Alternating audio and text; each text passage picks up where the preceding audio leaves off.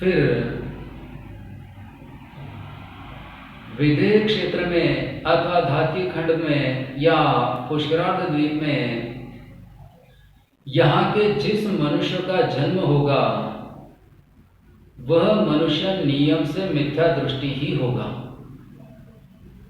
यदि यहाँ पर किसी ने सम्यक्त्व धारण किया है तो सम्यक दृष्टि जीव को विदेह क्षेत्र की अथवा धाती खंड द्वीप की मनुष्यायु का बंधन नहीं होगा।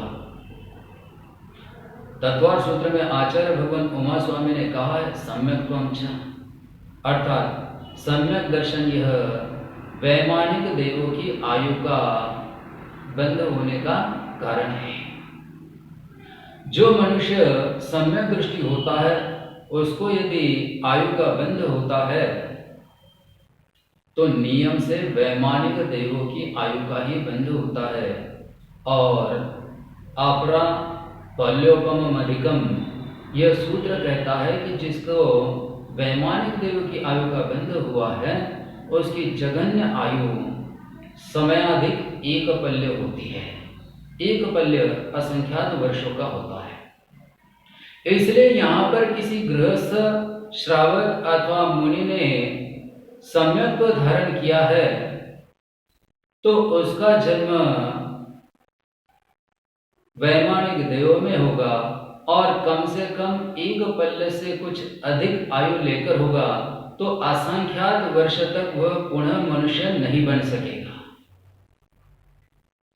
और यदि कोई उससे पहले मनुष्य बनता है तो दो बातें संभव है, वह देव अथवा नरक गति में जाकर कम आयु के साथ उत्पन्न होकर वहां की आयु पूर्ण करके पुनः मनुष्य गति में आए। तो कौन से देवों में कितनी आयु हो सकती है इसका विचार करें। भुवनवासी और व्यंतर देवों में जघन्य आयु 10,000 वर्ष की है। ज्योतिष देवों में पल्य के 8वें भाग प्रमाण यानी असंख्यात वर्ष की जघन्य आयु है।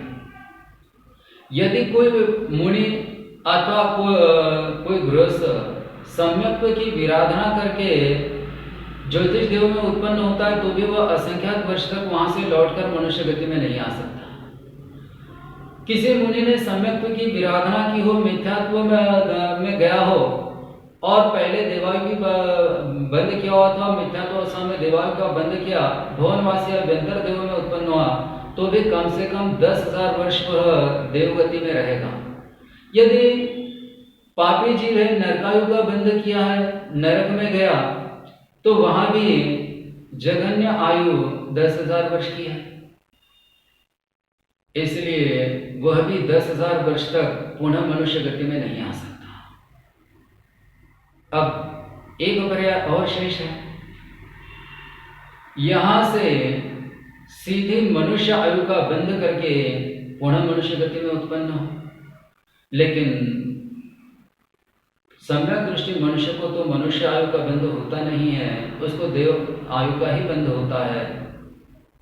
मिथ्या दृष्टि मनुष्य पुनः मनुष्य आयु का बंध करके विदेह क्षेत्र में उत्पन्न हो सकता है अथवा धातीखंड या पुष्करार्ध द्वीप में भी उत्पन्न हो सकता है, लेकिन वहां उत्पन्न हुआ तो इसका अर्थ स्पष्ट है कि वो मिथ्या दृष्टि ही था, उसे सम्यक दर्शन नहीं था, तभी वह किसी दूसरी जगह मनुष्य गति में उत्पन्न हुआ है। वहां उत्पत्ति हुई, पहले तो माता के उदर में 7, 8, 9 महीने रहना पड़ेगा, उसके बाद ही जन्म होगा, उसके बाद भी मनुष्य गति में जब तक आयु के 8 वर्ष और अंतर्मूर्त पूर्ण नहीं होता है तब तक पुनः सम्यक्त्व की प्राप्ति नहीं होती है और तीर्थंकर प्रकृति का बंधन मिथ्या दृष्टि को नहीं होता है। इसलिए भी किसी का पुनः मनुष्य गति में जन्म होने पर भी उसको तत्काल तीर्थंकर प्रकृति का बंध नहीं होता, तीर्थंकर पद की प्राप्ति नहीं होती है। कम से कम 8 वर्ष तो उसे मिथ्यात्व अवस्था में ही व्यतीत करने पड़ेंगे। वह यहाँ से जो मिथ्यात्व लेकर किसी दूसरे द्वीप में या खंड में या क्षेत्र में उत्पन्न हुआ है, वहां पर भी उसको यहाँ के मिथ्यात्व का 8 वर्ष तक तो अनुभव करना ही पड़ेगा, मिथ्यात्व अवस्था में ही रहना पड़ेगा। उसके बाद ही कभी वह सम्यक्त्व प्राप्त करके विशिष्ट विशुद्धि और वहां भी केवली अशुद्ध केवली का पादमूल मिलेगा, तो ही तीर्थंकर प्रवृत्ति का बंध प्रारंभ कर सकता है। और आगे चलकर उस भाव में अथवा तीसरे भाव में तीर्थंकर बन सकता है, उससे पहले कोई तीर्थंकर नहीं बन सकता है। ये सिद्धांत की बातें है, इसमें किसी को भी अपवाद नहीं किया जा सकता। कुंकुदाचार्य जैसे महान आचार्य, समंतभद्र और अकलंक जैसे श्रेष्ठ ज्ञानी भी इस मार्ग में कभी अपवाद उत्पन्न नहीं कर पाए, उनके लिए भी कोई अपवाद नहीं रहा। जैन धर्म में तो तीर्थंकर के लिए भी अपवाद का मार्ग नहीं है, तो जो आगे कभी तीर्थंकर बन सकते हैं उनके लिए कौन सा मार्ग होगा। इसलिए पंचम काल में भरत क्षेत्र में उत्पन्न हुए किसी भी मनुष्य को तीर्थंकर बनने का सपना नहीं देखना चाहिए। तीर्थंकर बनने का सपना देखने के बजाय दर्शन विशुद्धि आदि 16 कारण भावनाओं का सदा निष्ठापूर्वक उत्तम पालन करना चाहिए। सभी साधुओं के प्रति वात्सल्य का भाव रखना चाहिए।